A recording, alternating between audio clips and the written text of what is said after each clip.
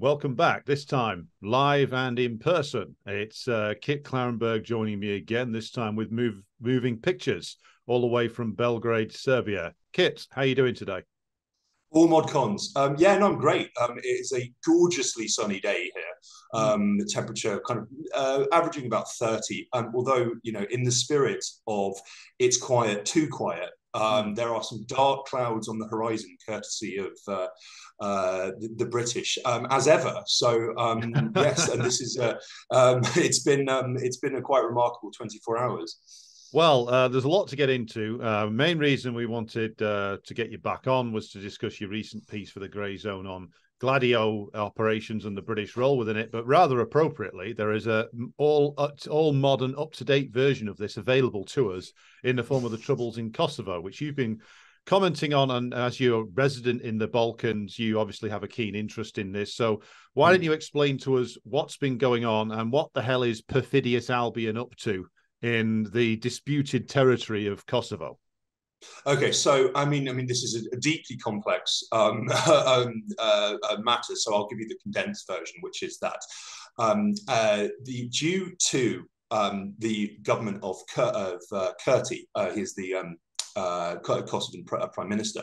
They have, for about a decade since the 2013 Brussels Agreement, the interaction of Serbs in North Kosovo with the mainstream Kosovo political process has been predicated on Pristina honouring certain agreements and implementing certain measures, including what's known as the ZSO, which is the like Serb municipalities, whereby the Serbs will have their own parallel police force and courts, and they will effectively be an independent statelet within a statelet, but they will be fully integrated with Kosovo's all Kosovo's political and legal structures. But the Kurti government has, in recent months, openly said the quiet part out loud, which is that we will not and never intended to do any of this. And so, as a result, Serbs in North Kosovo, because their compliance and interaction with Kosovo's politics has been predicated on honouring that agreement, they have boycotted the process. This led a few months ago to elections in North, where virtually no Serbs, if not no Serbs, actually voted, and there were mayors and other democratic office holders elected on about 100 votes by the region's small Albanian population. Well, that's Now, about as good as an English council election, mate, to be honest. yeah, no, absolutely, all the European Parliament elections until Yeah. 2019. But yes, so in effect, as a result, the EU said that the results were illegitimate. Of course, they played a massive role in ensuring that illegitimacy by doing nothing to pressure Pristina to actually honour that agreement. And then Kurti refused to back down, so in the EU and indeed the US, quite remarkably, were calling for new elections and for the honouring of the 2013 Brussels Agreement and the implementation of the ZSO. Kurti refused to play ball, and in response, the US and the EU have imposed what they call sanctions, but they are punitive measures like not allowing Kurti or his ministers to attend EU meetings. Now, that seems fairly mild in the scheme of things, but in the context of 20 years plus, in which successive Kosovan governments have pursued an effective policy of at worst genocide of the region's Serb population, and at best just state enforced and legitimized discrimination. And the US has been completely silent on this. It's quite remarkable. I'm not sure if your viewers have ever been to Kosovo, but I strongly recommend it, because you see what a colony looks like in real time. This is somewhere where almost every street is named after a US government official. There is a very large statue of Bill Clinton next to a clothes shop titled Hillary. There are in the National Library, which is a remarkable example of brutalism, which is hated by a lot of locals, but I love it. They have a dedicated American corner with cardboard cutouts of The Rock and Sex and the City DVD box sets that you can inculcate yourself in American culture. And shops boast about the fact they sell American clothes, and there are posters everywhere saying "Thank you, USA." So, I mean, the fact that the US has effectively tried to rein in its pet in Kosovo is nothing short of miraculous. And all of my friends in Serbia of every political extraction, young and old, were completely bewildered by this, to the extent that they questioned whether it was real. Because it was 6 months ago, it would have been unthinkable that this would happen. However, despite the US and the EU, strongly condemning the Kurti government, it remains intransigent. It refuses to accept any of the kind of the resolutions that have been put to them by Brussels and Washington. And this stirred my suspicions that there was something or someone behind Kurti encouraging them to keep escalating, to not back down. My assumption was that it was the British. I wrote about this 2 years ago, but for many years, the British ran a secret psychological warfare campaign in North Kosovo to convince locals to reject Belgrade and reject the notion that they are Serbian, and adopt a Kosovo Serb identity, or get to grips with the fact they will forever be unwanted guests in a foreign country. Just as a bit of background, in Mitrovica is the kind of it's a city in the north, which is the kind of fault line, or almost like the kind of Berlin Wall separating the two parts of Kosovo, although the north is a lot smaller than the south. It has one bridge connecting the north and south of the city, which is guarded by Carabinieri, armed Italian police. The south is Albanian and the north is Serb. And then when you go over the bridge, you have to change your currency from euros into Serb dinar, and everything is written in Serb. Both as a journalist and a tourist, it was a really extraordinary. I've been there several times. It's always an extraordinary experience. And on the Foreign Office website, it warns people not to go to the north, because they say that you'll be kidnapped or subject to a terrorist attack. In my experience, people are amazingly friendly and welcoming. But that's by the by. So yes, yesterday in Parliament, I believe, Alicia Kearns, who is a very spooky individual, who is a former British Ministry of Defence press officer, who then for many years was in effective charge of all of the information warfare and psychological warfare operations that were being conducted by the British in Syria. The purpose was to whitewash the brutal reality of the jihadist groups that the CIA and MI6 were supporting, and convince Syrians to, and indeed the international community, both at a kind of public and government level, to accept regime change in Syria. There was a scathing internal review of these operations, which, yes, Kearns was effectively running, which concluded that they were poorly planned, probably illegal, and cost lives. But, in the spirit of failing upwards, she was elected to Parliament in 2019 in Alan Duncan's old seat. She promptly removed, not only from her LinkedIn profile, but Google searches, any and all reference to her background working for the British government, and a welter of British intelligence cutouts like Torchlight, which teaches the government of Jordan how to use GCHQ techniques to spy on its citizens and jail dissidents, amongst other very, very dubious activities all over the Middle East and North Africa.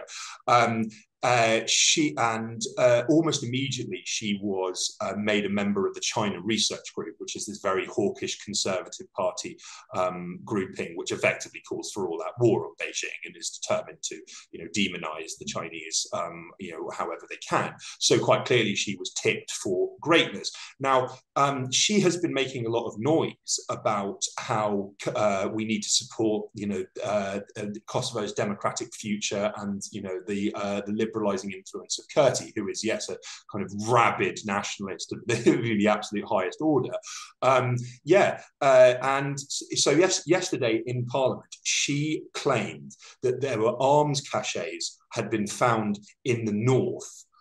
There is a conspiracy theory, which the government of Kosovo is very keen to stoke, that is a nexus of paramilitary terror groups in the north who act upon the orders of Belgrade and Vucic and can be activated at a moment's notice to stir up trouble. No evidence of this has ever emerged, apart from these arms caches. But I mean, given that since Kurti became leader in 2021, there has been a huge uptick in violence towards Serbs in the north. Indeed, to the extent of some young boys being shot by police over the Christmas period. It defies sense that if this nexus exists, that it wouldn't have been activated in response. And yes, there is no evidence that it has been. And now, I mean, there is that classic thing of blaming your enemy for things that you yourself are doing. The British have a history, as we're about to get into, of managing secret terrorist militias and indeed storing weapons and explosives all over target countries that can be used for this purpose. This was the strategy throughout the Cold War in Europe and probably elsewhere. It's what's known as Operation Gladio. Now, I reported on some newly declassified files from the British National Archives on Operation Gladio. I strongly suspect they were heavily weeded for anything incriminating, and there's a large amount of things, including documents related to the British component of Gladio, the kind of at-home element, which will have not ever been released and likely never will be. Now, just again, a potted history. Operation Gladio was it ran throughout the Cold War. It was run by the CIA and MI6. Its ostensible purpose was to create stay-behind armies who could, in the manner of partisans, fight off a Soviet invasion and occupation. In reality, they served to destabilize the countries in which they were posted through terrorist violence, through assassination, bank robberies, and all sorts of other incendiary activities. Well, just to pause there for a moment, Kit. The ostensible reason for the setting up of the Gladio stay-behind armies was a fake reason, because all records released from the former Soviet Union show that the Soviet leadership, going all the way back to the Stalin era, had no plans whatsoever for an invasion of Western Europe. And it's very likely that the CIA and MI6 knew this and understood it very well. So the purpose of both Gladio and, in fact, its arguable parent organization, NATO, from the beginning, was not so much to counteract the Soviet threat of a direct military invasion, but to crush and destroy communists, socialists, radical trade unionism, inside particularly places like Italy, France, Spain, Portugal, and of course, as you were saying, very secretly within Britain itself. So that's the actual purpose is not external facing, that's the public face of it. That's the public reason. The real purpose of Gladio is internal. Yes, absolutely. And so, yes, yes, as you say, the overriding purpose was to discredit the left. So the left was blamed for a large number of these terrorist attacks that were actually carried out by fascist forces. To give you an example, and this is what broke the whole scandal open, there was a bombing in an area of Italy known as Petiano, where a car was rigged with explosives, and police were called to the scene to inspect the car, unknowing that it was set to explode. It did, and it killed several policemen and it injured several more. This was blamed on Brigada Rossi, which is the Red Brigades. It was determined at the trial, however, that every single police officer involved in investigating what happened, including an explosive expert, were tied to a far-right secret militia known as Ordine Nuovo, New Order. The member of this group, Vincent Viguera, who carried it out, he made some disclosures at his trial that were explosive in terms of saying, well, I did this on behalf of the Italian state. And the reason that the actual perpetrators were never meant to be brought to justice is because the state cannot punish itself. And he, in later years, in a quite remarkable BBC Two Time Watch documentary on Gladio, which has never been, I mean, I should urge your viewers to watch this. This is available in quite bad quality on YouTube, but it's just, it is an astonishing bit of work and very revealing. And yes, it has been, memory hold ever since. I mean, just how many people would have gotten fired as a result of its broadcast is it's probably incalculable.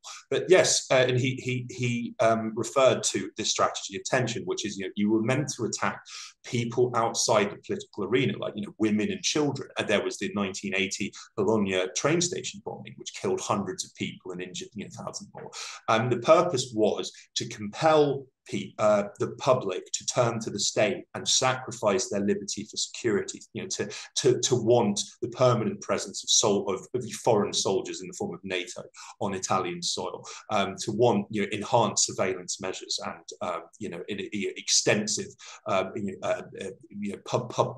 public policing, and the perception that you're constantly being watched over for your own protection. Like, people willingly did this. Now, in the context of Italy, and this is actually ties into the origins of Gladio, Italy effectively, in the north, overthrew fascism before the war was over, and it operated thereafter effectively as a kind of anarcho-syndicalist state. There was no government, and people policed themselves. When the British and the Americans invaded Italy, they were absolutely mortified to find that this was the case. And so, and following the end of World War II, you had the left-wing and radical parties in Italy were extremely popular. And the 1948 election, there was the very real risk that the communists would win. Now, geopolitically, Italy is very important because it borders Yugoslavia, which was then, yes, going communist as well.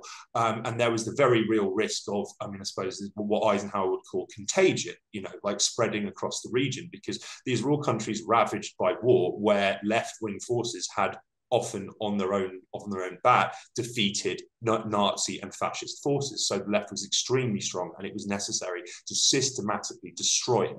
But the same is the origins, as I mentioned, of Gladio are very interesting. So throughout World War II, Britain ran something called Special Operations Executive.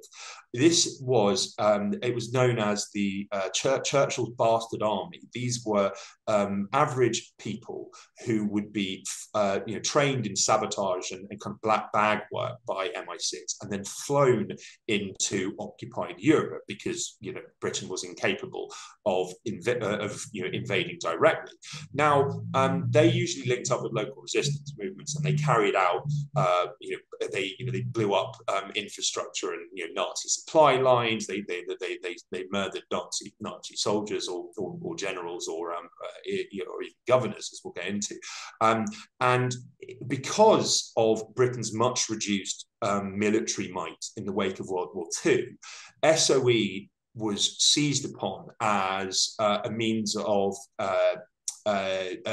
carrying on Britain's work, kind of overthrowing governments they didn't like overseas, and engaging in, effectively, it was a shadow foreign policy that was built. But there is an interesting kind of chicken and egg aspect to this, whereby the SOE model actually wasn't successful. It was not something that could win a war.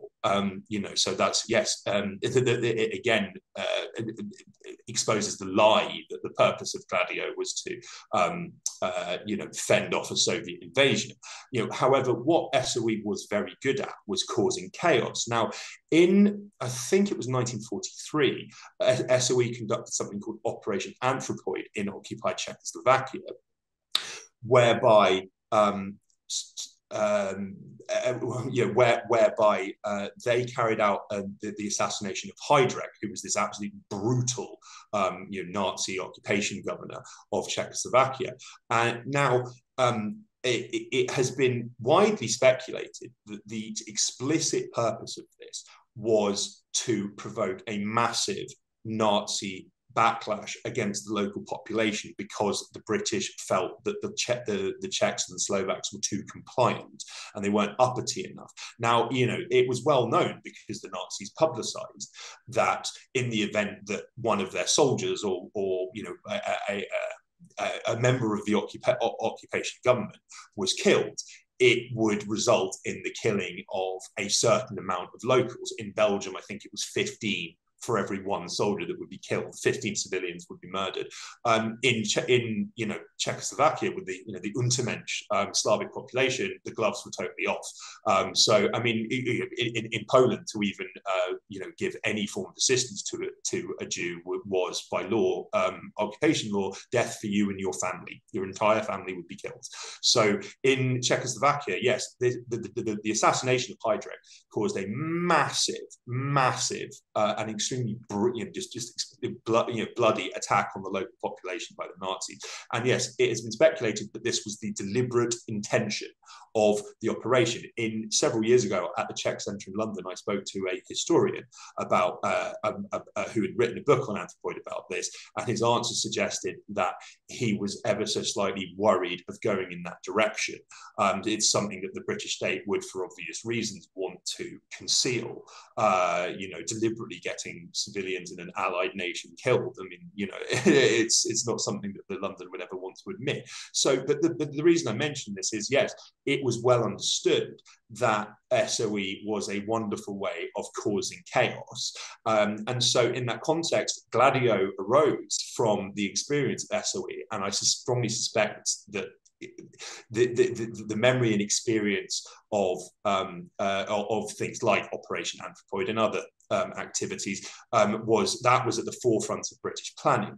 Now, I mentioned arms caches in North Kosovo. One of a key component of Gladio, as I mentioned, was stashing weapons and explosives all over Italy and other countries, which could then be drawn upon when these shadow terror militias wished to act. Now, in the documents I reported on for Grayzone, there is it's a very revealing kind of aid memoir that was put together by an Italian NATO representative, which documents how Gladio came to be in Italy and its origins and its formation and its operation. I mean, it's very tame, but it's still very revealing. And it mentions that many of the arms caches that were left were never recovered. Indeed, some seem to have gone missing mysteriously at the very time that they were planted. So, I mean, I strongly suspect that Britain wanted this to end up in the quote-unquote wrong hands. Again, more chaos, strategy of tension. It doesn't really matter. It's not really that concern whether this would lead to innocent civilians dying one way or another. Indeed, that was the explicit purpose of this. Now, I mean, this operated across Europe. Gladio. It is known as Operation Gladio because that is the best documented. The Italian wing of this, but similar structures existed all over NATO states, but also allegedly neutral Switzerland. Now, the Swiss were one of three countries, including Belgium and Italy, to actually conduct an official investigation into what was known as P26. This was the local kind of Gladio stay behind network. It produced an extensive report, which all of the sections referring to Britain and America are largely, if not completely, redacted. But not only that, it was published in French and never translated into English. And then that is the case, 30 years later, it's never been translated into English. But there were some interesting disclosures from that probe relevant to London, which is that the British intelligence had a much more complete view of what P26 was doing than Switzerland's own government. The Swiss government had no idea what it was up to because it was being directly run by the British. In Belgium, yes, there was likewise an official investigation, which has never been translated into English, but it's and also I have spoken to some researchers I know in Belgium who say that it is a total whitewash farce, because there was a spate of, I mean, it's just absolutely horrific. They were known as the Crazy Brabant Killers. This was a group of people who would burst into supermarkets and open fire indiscriminately on people inside, including children, and then they would steal goods worth about 100 quid. Like, there was no financial purpose to these robberies at all. In several cases, it seemed that the police could have caught these people, but they somehow didn't. I mean, there were instances of police cars being parked outside and the police watching these people make a getaway and make no effort to apprehend them or chase them. Very bizarre. And it is strongly speculated that these were Gladio operatives, and this was part of the strategy and tension. There is an individual in that Gladio documentary who was part of the Belgian, was confirmed to be part of the Belgian stay behind army, who alleges that he was once tasked with completing intelligence reports on supermarkets. I mean, which is a very bizarre thing. He would just go in and say, well, here's where the doors are, and here's where the back room is, and blah blah blah blah blah. And he didn't know why he was tasked with doing this, but he did it anyway because it was orders. Here we see how the intelligence services operate via cutouts. You can have 100 people involved in a connivance, but only 2 of them actually know the full picture. And so, yes, I mean, that's quite compelling.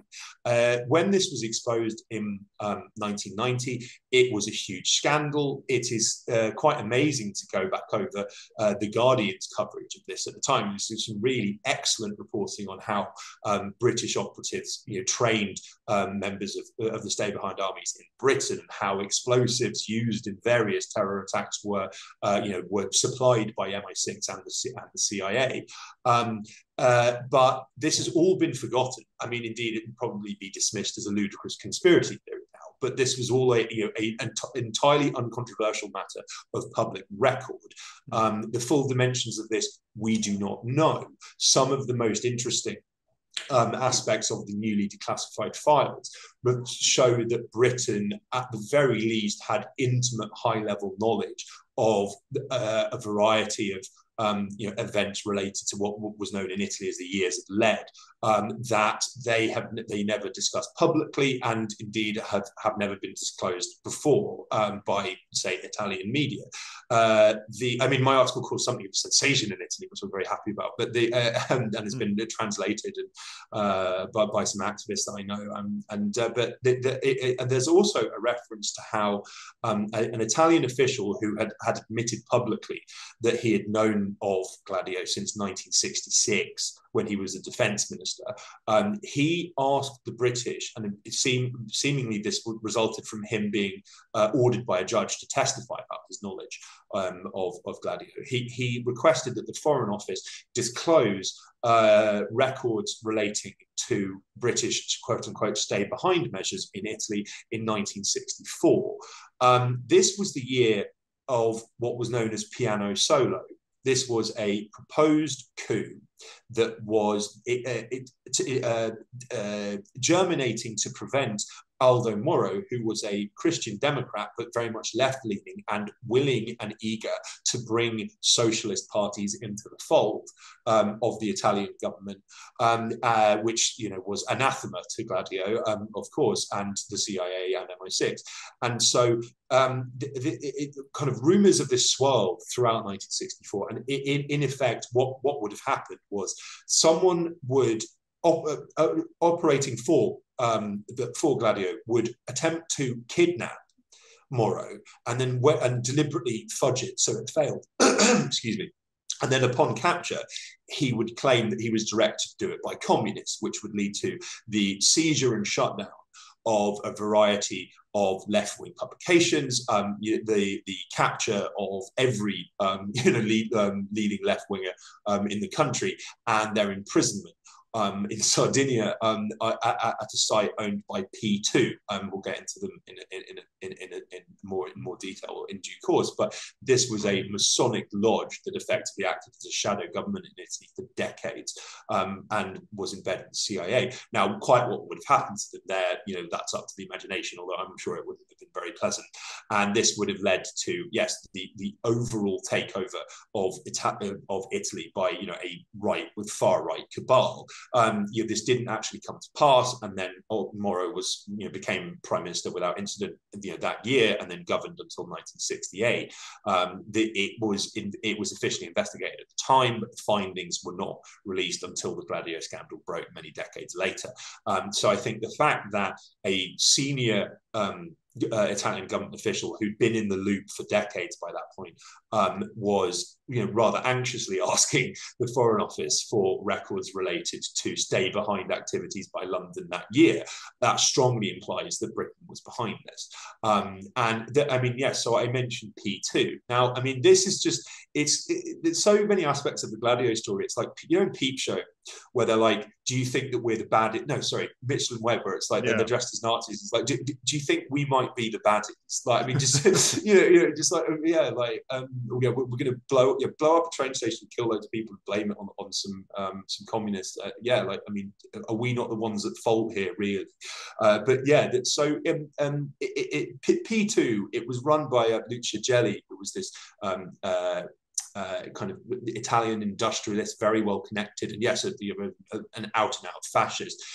He had a very close relationship with the US government, to the extent that he was a special guest at the inauguration ceremonies of I think it was Gerald Ford, Jimmy Carter, and yes, he was Ronald Reagan's personal guest at his inauguration. And the subsequent investigation showed that Henry Kissinger personally handpicked people from NATO to be part of P2, and its membership list, which was released due to eventual police investigations into their activities, which led to a welter of very mysterious deaths of people involved. Just a coincidence, I'm sure. It would read like a who's who of bankers, politicians, spooks, high-ranking military officers from within and without Italy. And it's like, this is the smoke-filled room of conspiracy. One of its members was Silvio Berlusconi, who ran, he was a media oligarch, as it were, and he died recently and took many secrets to the grave with him, I'm sure.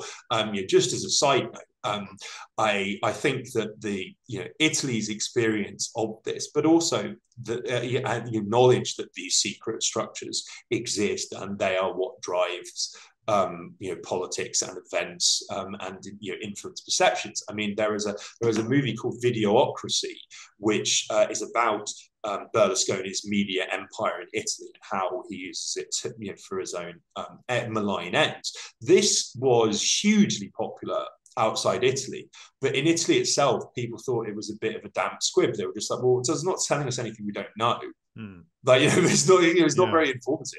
And I think that they're just more if you look at polls, the belief that that the CIA and MI6 have a hand in Italian politics today, and the belief that conspiracies quote unquote do happen is very high in Italy, because they lived through it for decades. This was a daily reality for them that people were vaguely aware of, and then has been repeatedly exposed as having been the case since. It's similar actually in Serbia, but the wider Balkans too. Frequently I am accused of being a spy. Some of my neighbors refer to me as James Bond, because for decades this was a MI6 and CIA playground. They were behind. They were behind. They ran politicians. They ran their own business networks. They were involved in infiltrating, pro and anti-government groups. There are insinuations they were behind some assassinations even that occurred in recent Serbian history. I mean, they certainly seemed very, US and British officials certainly seemed actively happy about this, at the time. And so, yeah, like, the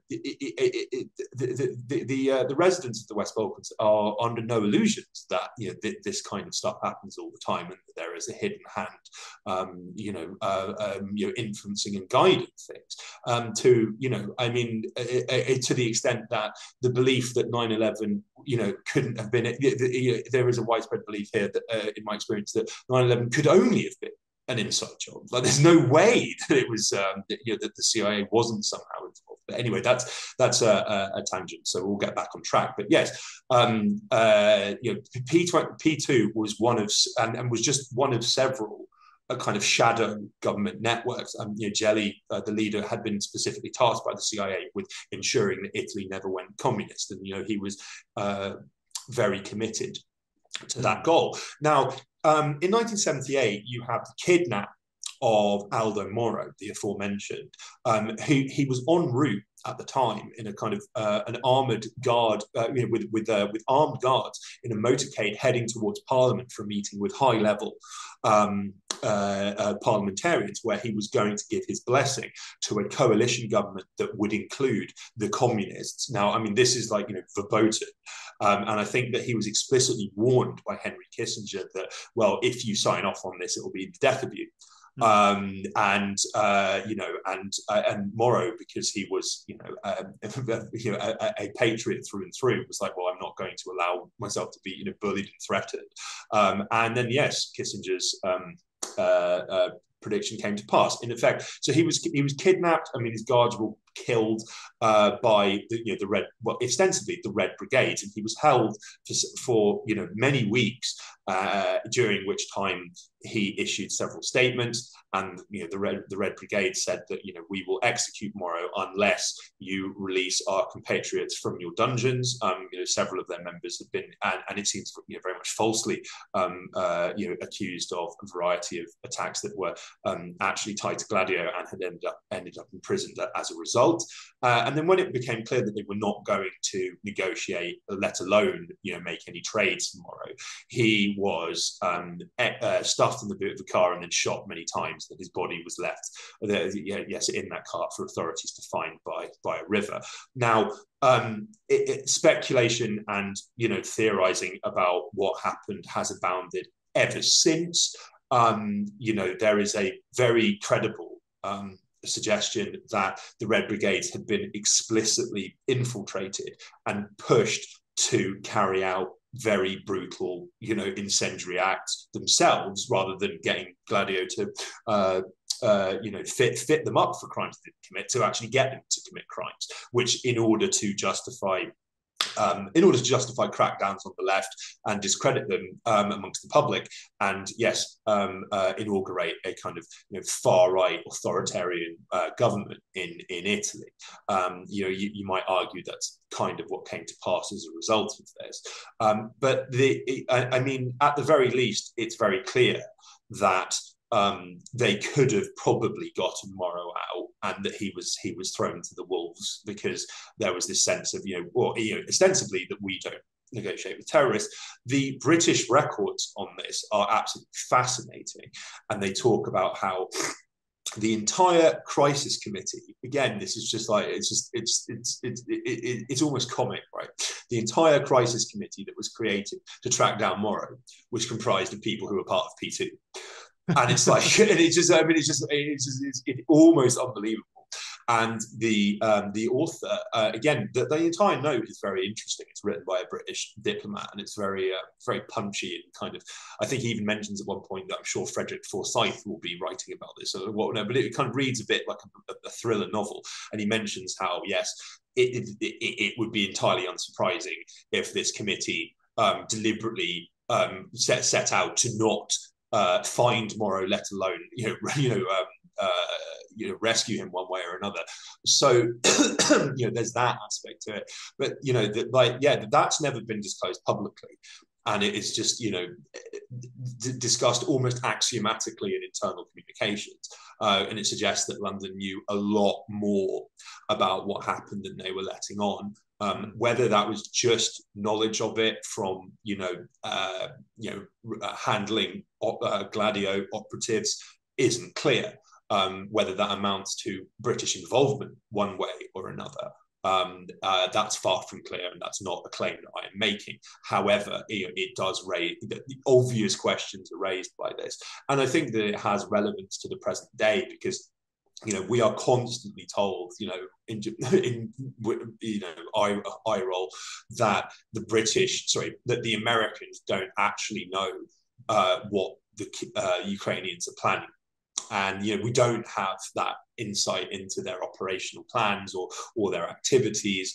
Pull the other one. They're both their September counteroffensive and indeed the current counteroffensive, which seems to be going very badly, and it's just resulting in the deaths of maybe 1,000 Ukrainians a day. Without they've been lambed to the slaughter without air cover. Even the mainstream media is openly acknowledging that this is a complete disaster. That they were planned, down to the most minute detail by the Americans. In direct conjunction with Kiev. So, you see photos of US generals with maps in front of them and their Ukrainian opposite numbers. It defies sense. But that gives a level of plausible deniability to things like the murder of Daria Dugin, strikes or such as the Nord Stream 2 pipeline attack, the Kerch Bridge bombing, and it allows the Americans to say, well, hey, we didn't approve of this and we wouldn't have done.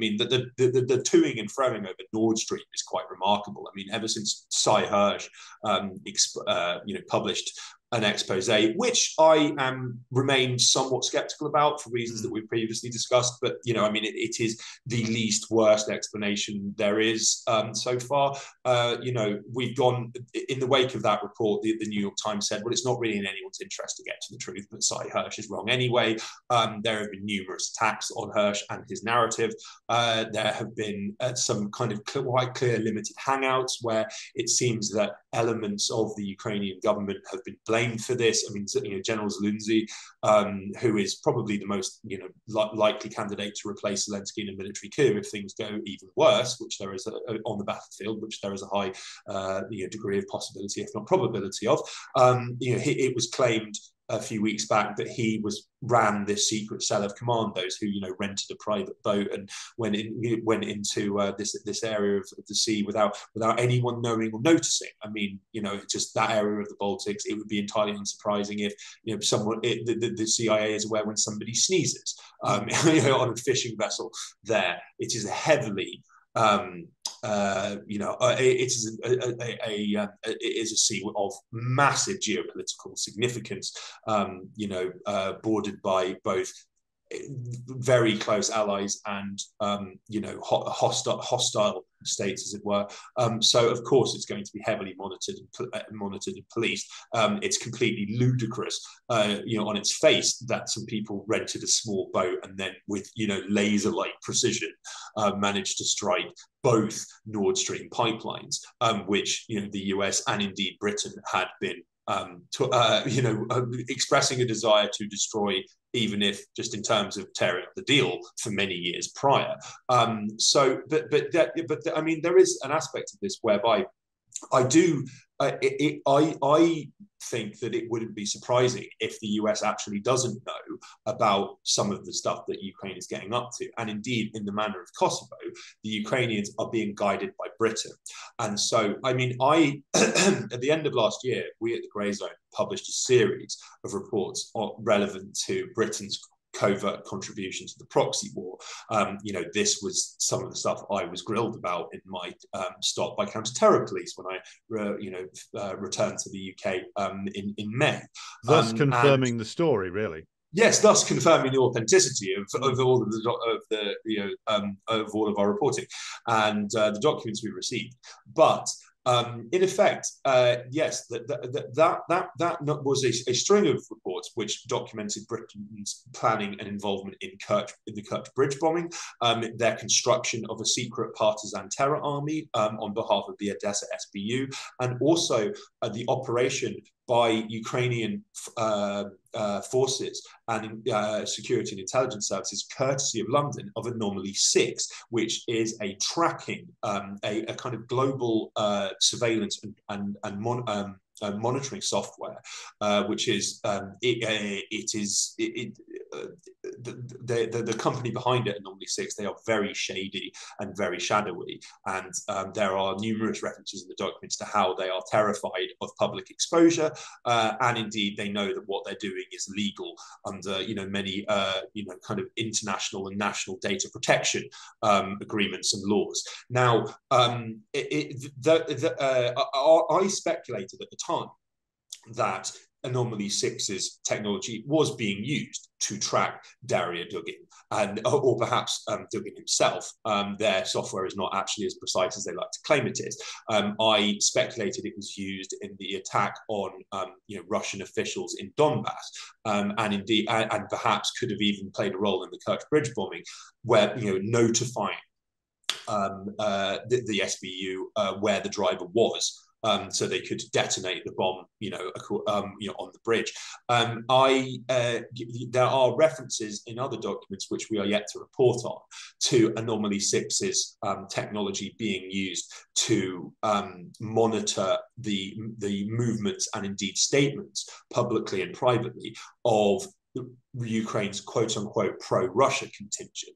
Now, both in the occupied and formerly occupied parts of Ukraine, and indeed in kind of even in Western Ukraine, there have been countless cases of people being charged with treason or for quote-unquote collaboration. Like, you receive someone who took a loaf of bread from a Russian soldier in Kherson, is facing 20 years in jail.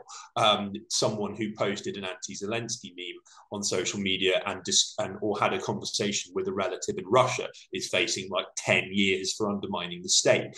Now, it would be entirely unsurprising. I mean, and there's also the fact that that people have been around in following the counteroffensive.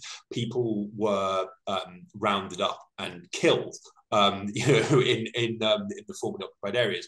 Bucha, where as we discussed when I was last on, which is deeply mysterious.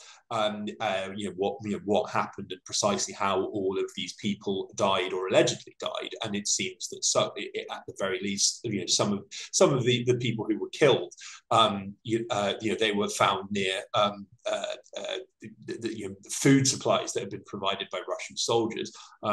So I mean, whether they were killed for accepting aid by the Azov cleanup unit, which avowedly went into the city, and then suddenly you get all of these reports of bodies in the street, after this cleanup team arrives. Was Anomaly 6's software used to identify these people? As we discussed when I was last on, Britain played a key role in the Bucha psyop. I mean, even if we accept that all of these people were killed by the Russians, I mean, who were, under the terms of a recently signed peace agreement, peacefully retreating from the area, quite why they would carry out a massacre, and therefore run the risk of sabotaging this deal isn't clear. But it was Boris Johnson who flew out at that time to Ukraine and told Zelensky, we don't want you to accept this peace deal. We want you to keep fighting and we will support you. But not only that, Boris Johnson was also the first source to claim what happened in Bucha was a genocide, and that the war in Ukraine is one of genocide being waged by Russia against the general Ukrainian population. This is a war that has civilian casualties of around 15,000, it's calculated, which is about how many people were dying a week in Iraq at the height of the occupation. So I mean, but and yes, there was a Defense Intelligence Agency official who openly spoke about publicly about the Bucha effect and how Bucha had effectively ruined any hope of a negotiated settlement and a peace deal between Russia and Ukraine. Now, Britain, as I revealed last time, was and remains heavily involved in policing narratives online about what happened in Bucha, and indeed they were the first country on the scene. I think it was Lukashenko claimed that he had proof that it was that what happened in Bucha was a British special forces operation. I mean, he's not provided any evidence for that, but I mean, at the very least, it would be Britain was heavily involved in marketing this publicly. Now, if we factor in the fact that anomaly 6 technology might have been used to track people down and lead to their deaths, that is a whole other layer of complicity, which is deeply disturbing, and also from the perspective of the British state, deeply worrying. Now, we might have discussed this last time, but in further confirmation of the authenticity of our reporting, I think the Defence and Security Media Advisory Committee, which is a MOD and MI5 and MI6 run press censorship mechanism. They issue the famous D notices, but actually, their primary role is to meet with and consult with editors and journalists of major newspapers and websites in the UK to tell them how certain matters related to national security can be reported on and how they can be reported on.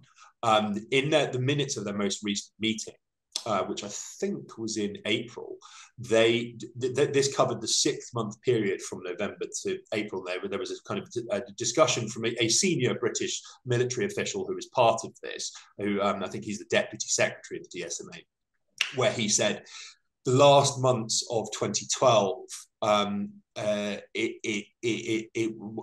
there were stories published during that time, and we consulted with journalists at that time on matters the most sensitive I've ever seen, since I started running the DSMA. Now, this is the exact period that we published all of these stories related to Britain's involvement in the Ukraine proxy war. I strongly suspect, if not am fairly certain, that's what they were referring to. And I think that that we the stories that we published, because we made the decision to affix the underlying documents so people could review them for themselves on British plans to blow up Kerch Bridge, etc. Those reports got picked up by media all over the world, English and non-English language, on every continent. And we fielded a lot of requests from journalists who were very interested in doing stuff on this. There was zero pickup in Britain, and I strongly suspect that some journalists would have thought, oh well, I'm going to cover this. And they spoke to the GSMA, and they were told, do not go anywhere near this. And so again, that just it reinforces the authenticity of what we reported and our reporting. But it's also quite frightening, because yes, that was no doubt one of the reasons that I was stopped, because Britain is dedicated to maintaining a very specific narrative of the Ukrainian war, what is happening, how it started, and why. And it has been Britain all along since, during the Obama administration, Barack Obama was committed to a doctrine that stated that Ukraine is not a core US interest. It is a core interest of Russia, though. Therefore, we shouldn't be stirring up trouble there. We should just be, privatizing the country for our own profit. But, not pushing for NATO membership or arming Azov or the constellation of fascist, outright fascist groups in the country. Now, during the same period, there were senior officials like Chris Donnelly, who is an old bête noire of mine, who was central to the Kerch Bridge planning of the Kerch Bridge bombing and the construction of this partisan army, who for years, even before Maidan, was coordinating with far-right fascist forces in Ukraine, and rabidly anti-Russian elements, within the military, within the intelligence services, within every kind of organ of the state, as it were. And so, in more recent communications with a very senior British military official, he openly talks about how we need to counter US caution on this. Biden is completely insane for worrying about this spilling out into nuclear war. We need to keep on ratcheting up, escalate, keep poking the bear, and show the Russians that we mean business, because all they understand is force, because of course they're these backward savages, and blah blah blah. So given that the war is now, it could well end abruptly, because just purely because of the sheer scale of the Ukrainian losses. They're en route to lose 1 million people by the end of the year, by some calculations that I've seen. It's complete. It's even the New York Times is. It was absolutely horrendous, the report on how the even in cities that are unscathed by the war, by and large, like Lviv or Lvov, whatever you want to call it, in the West, former Bandera's stamping grounds anyway, where they've recently torn down Russian Orthodox churches horrifically. A large proportion of the local population has been killed, and they are multiple funerals every single day, and they're having to dig up the graves of World War I and II veterans, some of whom fought fascism, ironically, to make way for new bodies. Mothers are losing their sons in their 20s and 30s who, attended top local universities, got great grades, and were on course to become, a doctor or a scientist, or insert valuable, important profession, and they're in pieces about it. I saw some research recently from a Ukrainian pollster, which found that 78% of Ukrainians report a close friend or relative having died in this war. And it's just like, if there's a genocide, it's coming from, this was exactly a point that was made. There was a recent Vice documentary where a nameless Ukrainian soldier said, if I understand the Ukrainian government's plans correctly, it is to annihilate our country's 18 to 30-year-old population. Which is exactly what's happening.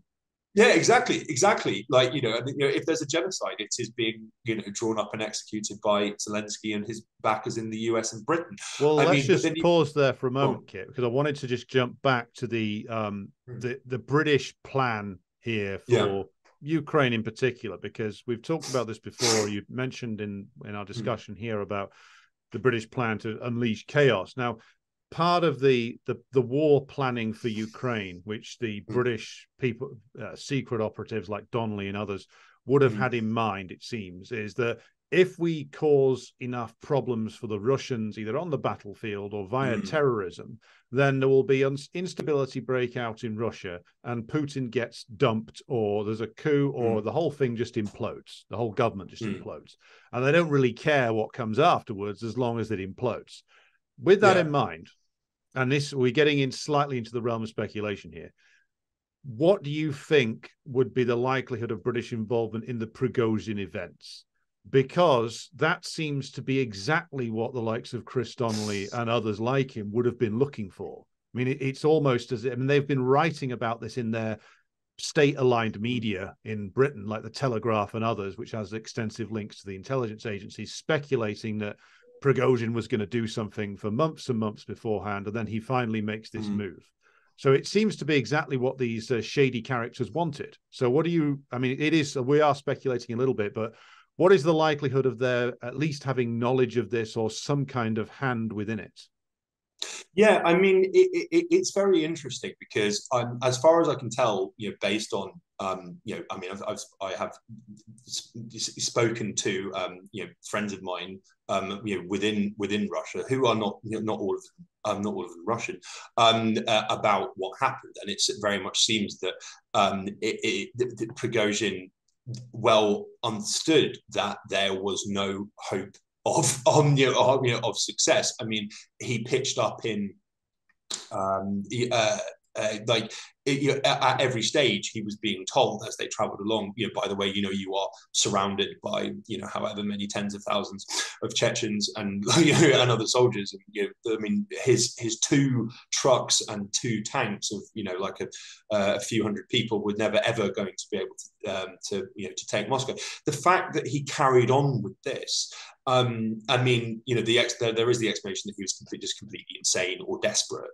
He does seem to have been, motivated to do this because he was losing his business, which was the one, the very lucrative aspect of his wider empire.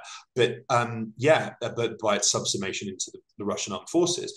However, another explanation is that yes, that he had someone backing him. Again, we see shades of Curti here. And I think that the fact that this was obviously the major media focus was on Prigozhin, but the fact that this was happening at a time where there's all of this toing and froing going on in Kosovo is very interesting to me. The British have wanted a second front in the Balkans since the start of this. They have been pushing for it. I've written about how in Bosnia they were involved in changing the country's voting system.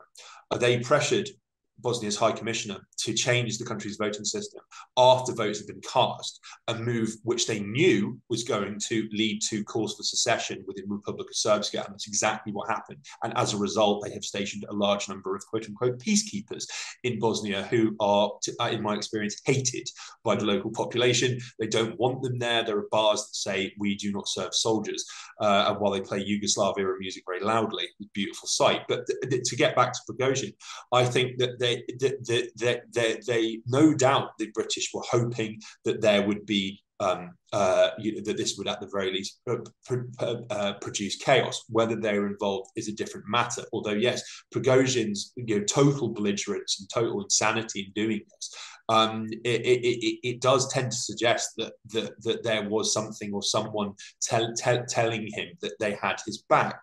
Now there are almost, in a sense, shades of the Forest Brothers, which was run. This was again the parallel to Gladio, a secret fascist terror army that operated in Baltic states and was comprised of members of the Waffen SS and other Nazi collaborationists, or the cursed soldiers in Poland, again, who were anti-Nazi but anti-communist. They were run by the British, who were carrying out all of this sabotage against the Red Army and the Soviet quote-unquote occupation authorities, in the belief that the British and the Americans were one day going to come and save them.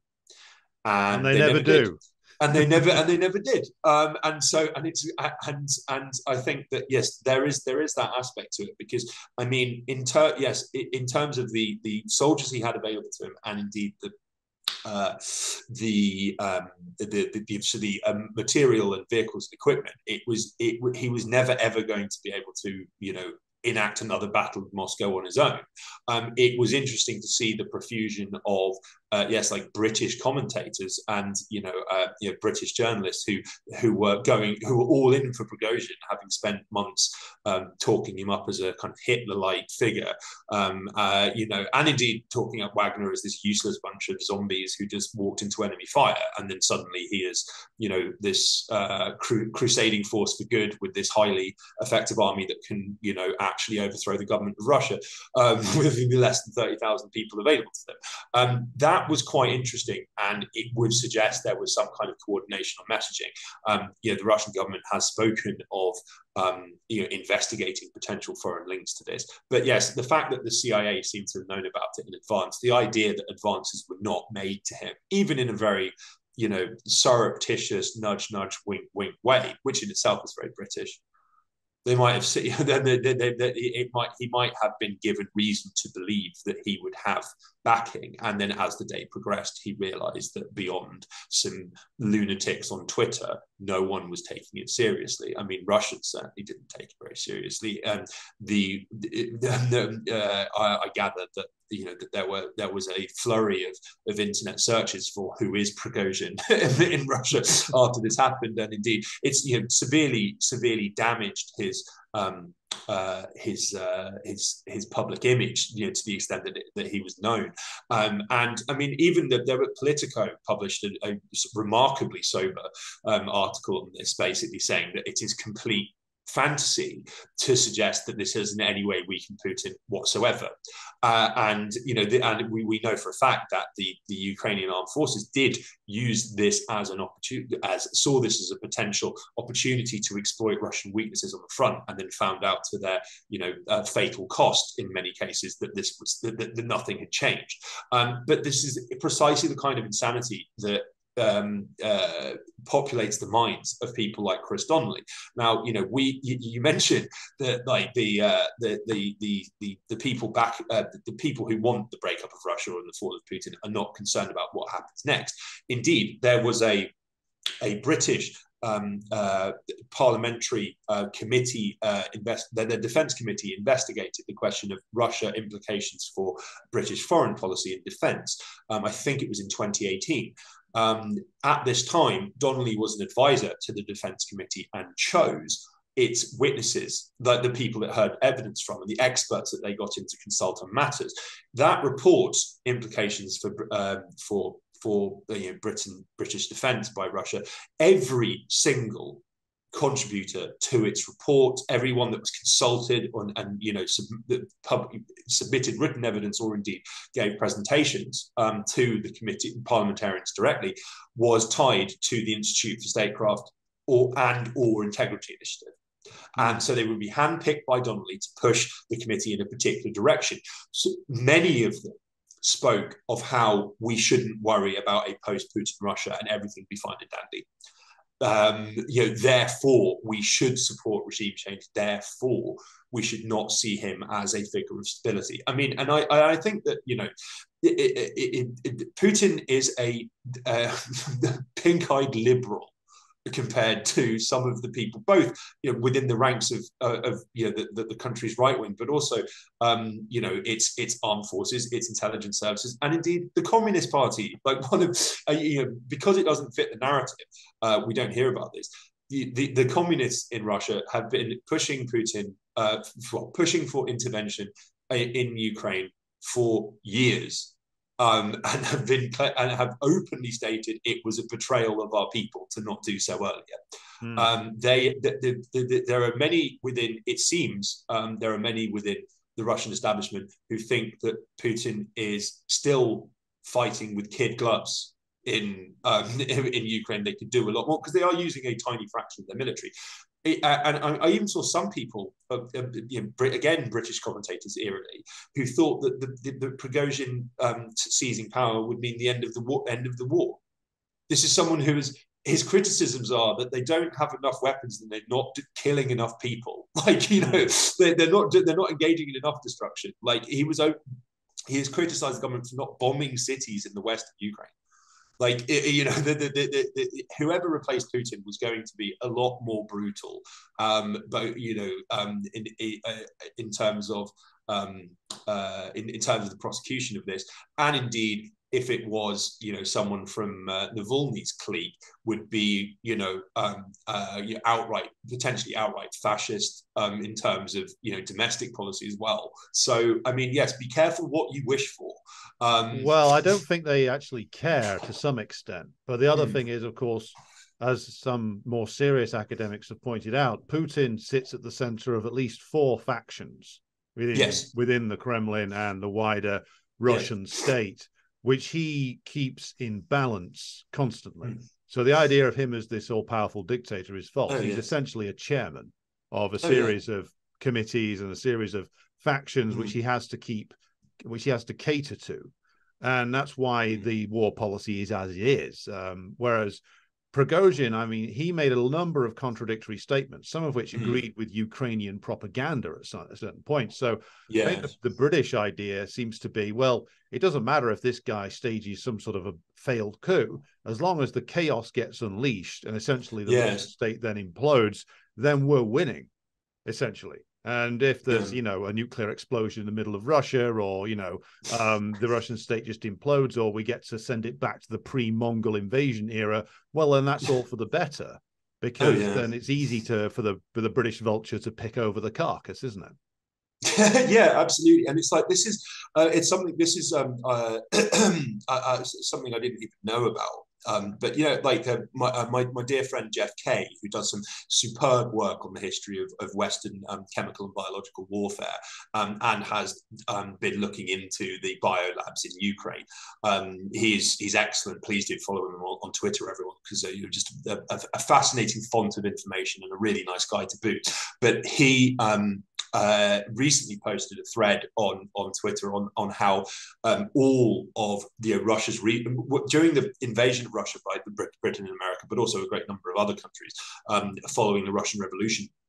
They were obviously seeking to, in the words of Churchill, strangle Bolshevism in the cradle. I didn't know this extended to the various resources in different parts of Russia being carved up in advance. It was like the Berlin Conference with Africa, or that scene in Godfather 2 with the cake of Cuba. They were just like, right, well, the British will get like the oil and the minerals here, and then the Americans will get this. Like, and this thinking has not changed. Like, since then, they tried to do this in the 90s and the early 2000s via other means, via privatization, via vulture capitalism. It hasn't worked. And another thing as well that I think is really ironic. One of the reasons that the sanctions on Russia have not worked is because Russian oligarchs and indeed just Russians in general have all moved their wealth back to Russia. And it's being invested in projects in Russia. Now, this is something that Putin has wanted since he first became president in 2000. And, oligarchs stubbornly refused to play ball. Now he's gotten what he's long wanted. And I think that also it cuts to one of the core contradictions of all of the kind of anti-Russian hysteria that kind of got us into this mess, that's been peddled by Integrity Initiative and indeed Byline Times. The editor of Byline Times, an absolutely odious individual named Peter Jukes, in a debate with Matt Kennard of Declassified UK on Russian interference. He got mopped the floor with in a very embarrassing fashion. I urge people to check it out. I think it was convened by Novara Media following the release of the Russia report, which Chris Donnelly was a major contributor to, as was Christopher Steele. But yes, anyway, he acknowledges that there is a contradiction because the whole narrative is that, Russia seeks to destabilize other countries in order to protect its oligarchs abroad, and so they can, make and store their money abroad.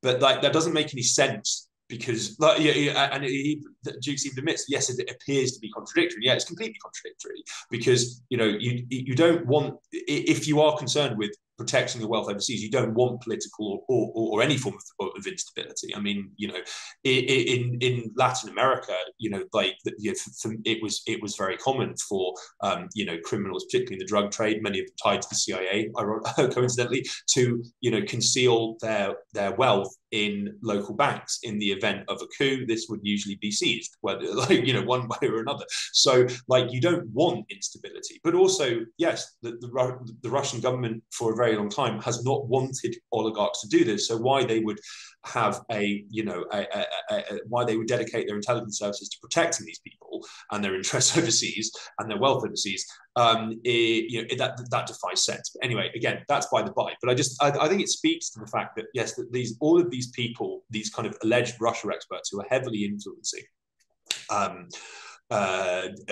government policy. I mean, that we know for a fact that the British are, in their own words, pressuring the US to keep going on this, despite the fact that it's becoming, just politically and economically unsustainable. I mean, at least in the sense that, people, that it is becoming a very popular rallying cry in the US, that we're allowing our country to, descend to Victorian levels in terms of infrastructure and poverty.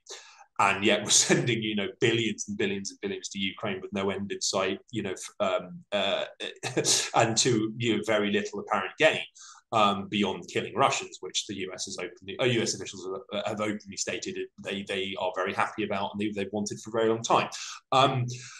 But yeah, I mean, so like we know that Britain's pushing the US to keep escalating, and they're doing so because they strongly believe that the Russia is a paper tiger that will eventually bend, and that there is no risk of a conflict between the US and Russia, and there's no risk of a nuclear exchange. I mean, there quite clearly is. But I think that this notion that Russia can't or won't escalate further has been amply demonstrated after the wake of every incendiary escalation, like the Kerch Bridge bombing, which produced which the Ukrainians initially were cheering and posting videos of happy birthday, Marilyn Monroe singing "Happy Birthday, Mr. President" because it occurred on Putin's birthday.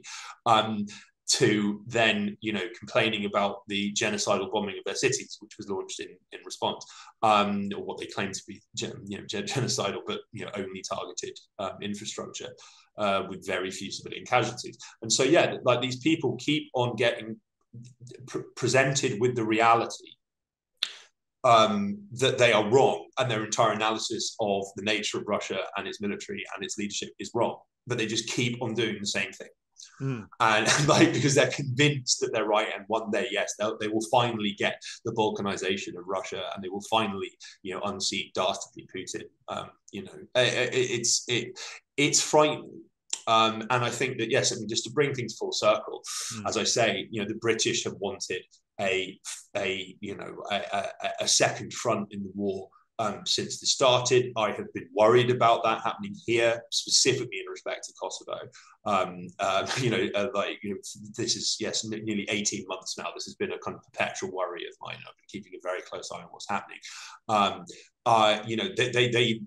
They can't, indeed shouldn't be allowed to get away with this. And I think that, yes, I mean, if it kind of behooves anyone on the anti-imperialist, anti-war left who's very serious about preventing World War III to publicize what Britain is doing here. Again, like we haven't yet had false flag terror attacks or mass shootings perpetrated by Kosovo Albanians to be blamed on the Serbs, but I strongly suspect, particularly given this arms cache was found, that it's only a matter of time. This is the old game of British imperialism continues, which is, as we said about the Prigozhin events, it doesn't matter if it's just chaos as long as it's serving the overall interest, which is that if Serbia can be bombed again, they'll see that as weakening Russia. If there's some kind of war breaks out, doesn't matter if the Kosovan Albanians are thrown into a meat grinder either, fundamentally. Just as it doesn't matter to them if their old friends, the Kurds in Syria and Turkey, get sacrificed, or hundreds of thousands or millions of Ukrainians end up dead, as long as the city of London and the British ruling class are sat at the top of the pile of skulls when the whole thing's done, that's all that matters. So what needs to be understood is that all the rhetoric about Kosovo and the Balkans, which is, we're about securing stability and, state building, none of that ever mattered. It was all about, well, first of all, breaking up the old socialist system, then making sure that what replaced it was wholly under the control of either US or British imperialism or some partnership between the two, ideally shutting out the Germans and the French if they possibly could. And now it's all about, of course, trying to complicate the situation with regard to the Ukraine war and the Russian Federation. So again, they don't care how many Kosovans die, how many Serbs die, what kind of hell they unleash in the place. And they don't care now any more than they cared 100 years ago about the same areas of the world, to be quite blunt about it. Kit, before we finish off here, did you have anything else that you wanted to add to the Gladio story, or anything else that you wanted to point people in the direction of? Well, yeah, I mean, just to leave things on a relatively optimistic note, because I mean it's been quite bleak, our discussion. I think that, yes, that like Gladio, as horrific as it was, it actually reflected British imperial decline, because no longer could they send their navy overseas to engage in gunboat diplomacy. The SOE model, which was also applied to covert operations, failed very, very quickly. For instance, in Albania, an attempted overthrow of the communist government of Enver Hoxha there was run along SOE lines for several years, and it failed spectacularly. If this had been 30 years earlier, the British could have just very easily removed whoever was leading the country. They couldn't do that anymore. And I think that, yes, that what we're seeing now in kind of Britain's flaccid yet nonetheless still dangerous attempts to create a second front in the Balkans is that they know, and this has been core to British thinking since the early 1940s, before the Second World War was over, that Britain's relevance and power is completely contingent on not only the American empire's endurance, but its ability to steer the empire in ways that benefit Britain. And I think that the fact that this is engaging in all sorts of, it's going around the world starting fires in the hope that the US will either extinguish the blaze or pour more petrol on it, according to their according to British interests in a particular context. Yes, this is the kind of the death rattle. Britain is pushing the US to keep escalating in Ukraine because it knows that the US will come out, and indeed NATO, which is another lifeline for British imperialism, will come out of it severely weakened. But this is almost inevitable at this time, and I strongly suspect that the US will, maybe sooner than we think, decide that it's high time to throw Zelensky under the bus, so to speak. And irrespective of what Britain is doing and saying, secretly and behind closed doors. And yes, I mean, we see potential de-escalation of tensions between the US and China. The UK has been rabidly pushing anti-China hysteria, has been, talking of outright conflict with China, supports a belligerent Western stance on China, is the only country, apart from maybe Lithuania, in Europe that's been, stupid enough to go fully along with the US's, impossible project of total decoupling from China, much to its own detriment. Other European countries, they've either engaged in rhetoric or they've, imposed some measures. They haven't gone along with the whole welter of proposals. Britain has, and it's failed miserably. So, I think that we are seeing in Ukraine, in all of this horror that the British fomented, the kind of the last gasp of Britain's post-empire delusion. And hopefully we, in the manner of Yemen, for example, where as I recently revealed for the Cradle, the British intelligence was involved in running psychological operations in order to get people to reject the Houthis and accept a UN brokered quote-unquote peace deal that would require effective total surrender before the bombing stopped and the blockade was lifted. But then, along came China and, brokered a peace without anyone expecting it, and it caught the CIA by surprise because it offered both sides deals and encouraged constructive dialogue based on mutual benefit. And suddenly the long-running Iran-Saudi conflict, which has been the source of, or the cause of, an enormous amount of instability and death and destruction in West Asia for 20 years or more, suddenly no longer exists. And I hope that this will play out in every other corner of the world. I mean, China may indeed play a role in brokering a peace in Ukraine. They are actually they supply a lot of the material for the weapons that are used that are made by Raytheon, etc. So they could turn off that tap at any time. But also, I think that Zelensky, because he probably fears on some level that he's going to be abandoned by the US, and the peace that could, the negotiated settlement that could follow could be very brutal. And I mean, the Bosnians, as I mentioned before, they were encouraged to reject negotiations for years, and then had a peace that was far worse than every other Yugoslav or UN or EU brokered peace deal, which they'd previously rejected.